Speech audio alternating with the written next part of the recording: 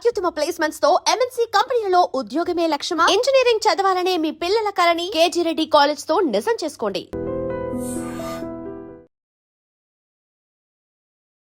ఢిల్లీలో ఈరోజు సీఎం రేవంత్ రెడ్డే కాదు, మొత్తం మంత్రివర్గం అంతా కూడా మొత్తం అక్కడ ఉన్నటువంటి పెద్ద నేతలతోని అధిష్టానంతోని మీటింగ్స్ అయితే వరుసగా జరుగుతున్నాయి.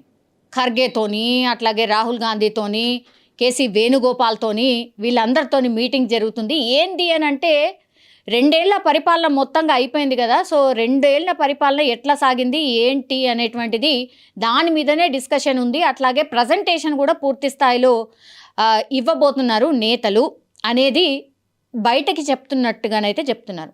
కానీ అసలు కథ వేరే ఉన్నది. ఇక్కడ నాకు మంత్రి పదవి కావాలా లేకపోతే నేనే సీఎం అవుతా అని ఒకరు మాట్లాడుతున్నారు. అసలు సీఎం ఎవరు, అంగుట చాపోళ్ళు కూడా సీఎం అవుతుండ్రు అని ఇంకొకళ్ళు అంటారు.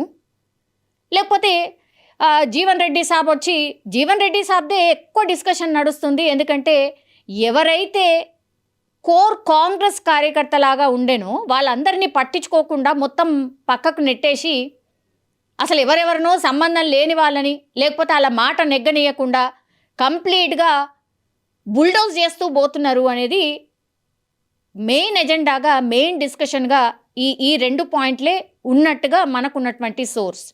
ఒకటి, మంత్రులు అయిన వాళ్ళు కూడా ఇష్టం వచ్చినట్టు మాట్లాడుతున్నారు అనేది ఒకటి. మంత్రి కానోళ్ళు ఏకంగా నేనే సీఎం అయితే నెక్స్ట్ అని వార్నింగ్ ఇస్తుండ్రు. అసలు కంట్రోల్ లేదు పార్టీలో, కంప్లీట్లీ ఎవరు ఇష్టం వచ్చినట్టు వాళ్ళు మాట్లాడుతున్నారు అనేది ఇంకో వర్షన్. సో ఇవి 2 ఇంపార్టెంట్. ఆ తర్వాత జీవన్ రెడ్డి విషయానికి వచ్చేసరికి, జీవన్ రెడ్డి మొన్న మున్సిపల్ ఎన్నికల్లో ఎంత ఇబ్బంది పడి, జగిత్యాలలో కాంగ్రెస్ తరఫున ఎవరైతే బీఫామ్లు పొందినరో వార్డు సభ్యులుగా వాళ్ళందరూ గెలిచిండ్రు.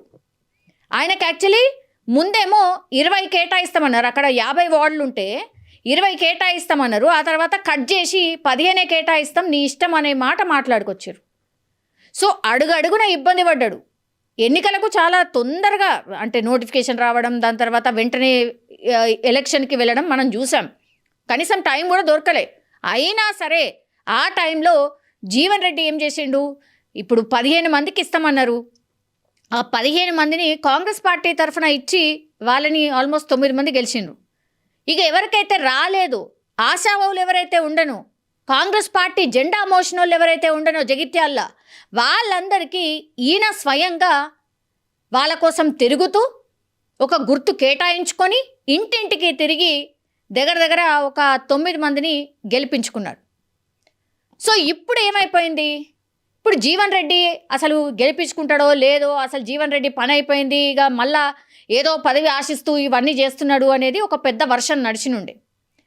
కానీ ఇప్పుడు ఏమైంది, మరి అదృష్టం అనుకోవాలనో లేకపోతే నిజంగానే నిఖార్సైన కాంగ్రెస్ కార్యకర్తలు ఇట్లనే ఉంటారేమో, ప్రజలు కూడా గుర్తిస్తారేమో అనుకోవాలా కావచ్చు. మేబీ చాలామంది ఇదే మాట్లాడుతున్నారు.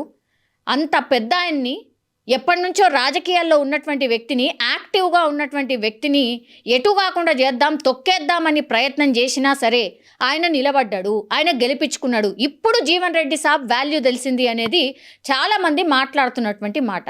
ఇప్పుడు ఏమైపోయింది, అధిష్టానం దాని గురించి అడుగుతుంది. ఇప్పుడు అందరు నేతలు ఆడనే ఉన్నారు కదా, రండి సాబ్ అని బుజ్జగింపులు స్టార్ట్ అయినాయట. రండి, ఢిల్లీకి రండి, మాతో మాట్లాడండి, మీ మనసులో ఏముంది చెప్పండి అని. కానీ జీవన్ రెడ్డి సాబ్ వర్షన్ ఏముంది, ఇప్పుడు సపోజ్ జీవన్ రెడ్డి సాబ్ ఎవరైతే ఈ ఇండిపెండెంట్ల క్యాండిడేట్లు ఎవరైతే ఉన్నారో వాళ్ళందరూ గెలవకపోయి ఉంటే మరి అధిష్టానం మాట్లాడేటోళ్ళ అంటే గెలిస్తేనే మాట, లేకపోతే అసలు సంబంధం లేదా, ఇట్లనే అడుగుతున్నారు మరి. సో జీవన్ రెడ్డి గారు ఇప్పుడు అధిష్టానం పిలిచినా పోవట్లేదు. ఎందుకంటే ఆయన ఫైట్ ఏంది, నిఖార్స్ అయిన కాంగ్రెస్ కార్యకర్తలకి గుర్తించట్లేదు, తొక్కేస్తున్నారు, అణిచివేస్తున్నారు, పదవులు ఇవ్వట్లేదు. నేను ఇన్నేళ్ళు రాజకీయం చేసి కూడా ఏం లాభము, అసలు నా మాటకు కూడా విలువలేదు. ఇక నా కింద నన్ను నమ్ముకున్న కార్యకర్తలకి నేను ఏం మొహం పెట్టుకొని నేను ఇది చేస్తా అది చేస్తా అని చెప్పగలుగుతాను, కాంగ్రెస్ పార్టీలో ఉన్నందుకే నాకు ఇస్తున్న వాల్యూ ఇదా అని జీవన్ రెడ్డి సాబ్ ఎందుకు మాట్లాడుతున్నారు తెలుసా. గతంలో కూడా ఒక 2-3 సార్లు ఢిల్లీకి పిలిపించిండ్రు. పిలిపించిన తర్వాత మేము ఉన్నాం కదా, మేము చూసుకుంటాం, ఓకే ఓకే అన్నారట. తర్వాత ఏం జరిగింది? ఏమి జరగలే కదా. గతంలో ఇట్లాంటిదే నడిచింది. అప్పుడు కూడా ఏం కాలే, ఇప్పుడు పోయినా కూడా ఏం కాదు అని ఆయన ఫిక్స్ అయిపోయాడు. నిన్న హైదరాబాద్ వరకు కూడా వచ్చిండు. అంటే సరే పార్టీ అధిష్టానం పిలిచింది కదా, ఆ రెస్పెక్ట్ ఉంచుకోవాలి కదా, ఇక పోదాం ఢిల్లీకి అని అనుకున్నాడు. హైదరాబాద్కి కూడా వచ్చిండ్రు జీవన్ రెడ్డి సాబ్, కానీ పోలేదు. నేను పోను అంటుండట. ఎందుకు పోవాలి? అసలు నాకు గతంలో ఏమైనా వాల్యూ ఇచ్చిండ్రా? ఢిల్లీకి పోతే కూడా ఏం జరగదు. అండ్ ఇంకో వర్షన్ ఏమి వినిపిస్తుంది, ఇప్పుడు రాజ్యసభ సీట్ ఇస్తాం అని అంటున్నారు. రాజ్యసభ సీట్ ఇస్తే గనక ఇక లోకల్ పాలిటిక్స్ అంటే ఆ డిస్ట్రిక్ట్లో జరిగేటటువంటి పాలిటిక్స్తోని ఈయనకు సంబంధం ఉండదు. ఇక పెద్దల సభ అంటారు, మీరు మొత్తం అంతా అదే చూసుకోండి, మీకు చాలా ఇష్యూస్ ఉంటాయి, దాని గురించే మాట్లాడండి అని మొత్తంగా ఇక పెద్దల సభకు వెళ్ళిపోయేలాగా చేసి లోకల్లో ఇప్పుడు సంజయ్కి లైన్ క్లియర్ చేసే ప్రయత్నం ఒకటి జరుగుతుంది అని ఆయన ఫిక్స్ అయినట్టుగా చెప్తున్నారు.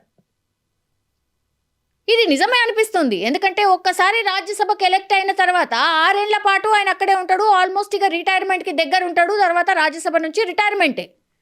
లోకల్ పాలిటిక్స్తోనే అసలు సంబంధం ఉండదు రాజ్యసభ సభ్యులకి. ఇన్ జనరల్లీ చూసినా కూడా రాజ్యసభ సీటు ఆయనకు ఆఫర్ ఇచ్చినా, రాజ్యసభ సీటు ఆయన ఓకే అంటే మాత్రం ఇక ఆయన నమ్ముకున్నటువంటి కార్యకర్తలు ఎవరైతే ఉన్నారో వాళ్ళు అన్యాయం అయిపోతారు అని ఆయన ఫిక్స్ అయ్యింది. అందులో భాగంగానే ఈరోజు ఢిల్లీకి పిలిపించినా ఆయన వెళ్ళలేదు. ఆయనకంటూ ఖచ్చితంగా కొన్ని ప్రామిసెస్, కొన్ని నియమాలు, కొన్ని నిబంధనలు, ఆ ప్రామిస్లు తీసుకున్న తర్వాతనే ఆయన పోతా అని ఫిక్స్ అయ్యిండు. ఎంత పెద్దోళ్ళు మాట్లాడినా, మంత్రి శ్రీహరి అట్లాగే శ్రీధర్ బాబు గారు మాట్లాడినా కూడా, గతంలో కూడా పంచాయతీ జరిగినప్పుడు వాళ్ళు వచ్చి మాట్లాడిపోయారు, ఏం జరిగింది ఏం జరగలే, మళ్ళా సంజయ్కే ఇంపార్టెన్స్ ఇస్తున్నారు అని ఫస్ట్ నుంచి ఆయన కొట్లాడుతుంటూ మొన్న కూడా పాపం భావోద్వేగంగా ఏడుస్తూ కూడా చెప్పిండు. ఆయన ఎవరైనా పట్టించుకున్నారా? ఇప్పుడు 9 సీట్లు 9 వార్డులో ఆయన గెలిచిండు కాబట్టి ఇప్పుడు కిందికి వచ్చారు, ఆయన లైన్లోకి వచ్చారు. కానీ అయినా ఏం లాభం అన్న కాడనే ఉన్నాడు జీవన్ రెడ్డి సాబ్. మరి వీటన్నిటిని ఎట్లా రెక్టిఫై చేస్తుంది? రాజ్యసభ సీటు తీసుకున్నా, ఒకవేళ తీసుకున్నా ఇక్కడ నన్ను నమ్ముకున్నటువంటి కార్యకర్తలకు న్యాయం చేయాలి, నామినేటెడ్ పోస్టులు వాళ్ళకి ఇప్పియాలి, ఆర్ నెక్స్ట్ ఎప్పుడు ఎలక్షన్స్ వచ్చినా నెక్స్ట్ రాబోయే ఎలక్షన్స్లో మా వాళ్ళకు కూడా సీట్లు ఇవ్వాలి, వాళ్ళకు అండగా నిల్చోవాలి అని అడుగుతాడేమో అనిపిస్తోంది. ఆ వర్షనే వినిపిస్తోంది. మరి చూడాలి నిజంగానే ఇది జరుగుతుందా. ఒకటి డైరెక్ట్గానే ఇప్పుడు ఈయన ఇండివిజువల్గా కొంతమందిని గెలిపించుకున్న తర్వాత అటు బీఆర్ఎస్ నుంచి ఆఫర్ వస్తోంది, బీఆర్ఎస్ పార్టీలోకి రమ్మని ఆఫర్ వస్తోంది అనేది ఒక వర్షన్ వినిపిస్తోంది కదా. డైరెక్ట్గా యాక్చువల్లీ మాజీ సీఎం కేసీఆరే జీవన్ రెడ్డితో ఫోన్లో మాట్లాడినట్టుగా చెప్తున్నారు, వాళ్ళ అనుచరులు చెప్తున్నారు. జనరల్లీ ఓపెన్గా అన్ని స్టేట్మెంట్స్ జీవన్ రెడ్డి గారు చెప్పరట. సో పెద్ద ఆయన్నే మాట్లాడినట్టున్నారు, పెద్ద సారే మాట్లాడినట్టున్నారు. అందుకని మేబీ బీఆర్ఎస్కి కూడా పోతే పోవచ్చు అనే వర్షన్ కూడా వినిపిస్తోంది.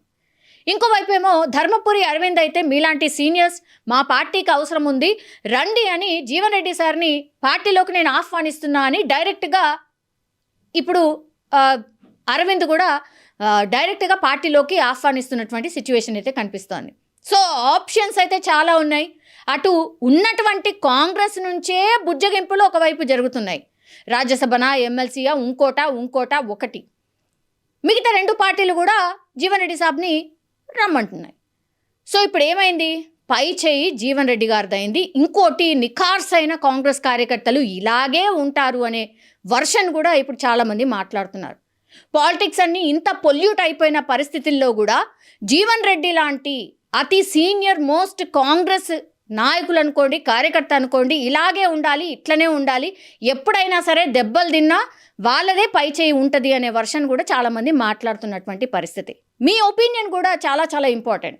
మీరేమనుకుంటున్నారు? నిజంగానంటే జీవన్ రెడ్డి గారిని ఎప్పటి నుంచో చూస్తున్నాం, ఎవరి గురించి ఇంత కూడా చెడు భాష కానీ, ఇప్పుడు జరుగుతున్నటువంటి పాలిటిక్స్లో అసలు సంబంధం లేకుండా చాలా డీసెంట్ లాంగ్వేజ్ మాట్లాడుతూ ఉంటారు, పాయింట్ టు పాయింట్ మాట్లాడుతూ ఉంటారు, ఏం జరుగుతుందో చెప్తూ ఉంటారు. సో ఇట్లాంటి రాజకీయ నాయకులు కాంగ్రెస్కి అవసరమా, బీఆర్ఎస్కి అవసరమా, లేదంటే బీజేపీకి అవసరమా? ఒకవేళ కాంగ్రెస్ పార్టీ వదులుకుంటే ఏ పార్టీలోకి వెళ్ళాలి? జీవన్ రెడ్డి సాబ్ ఫ్యూచర్ ఏంటి? మీరు కూడా కామెంట్ రూపంలో తెలియజేయాల్సిందిగా రిక్వెస్ట్.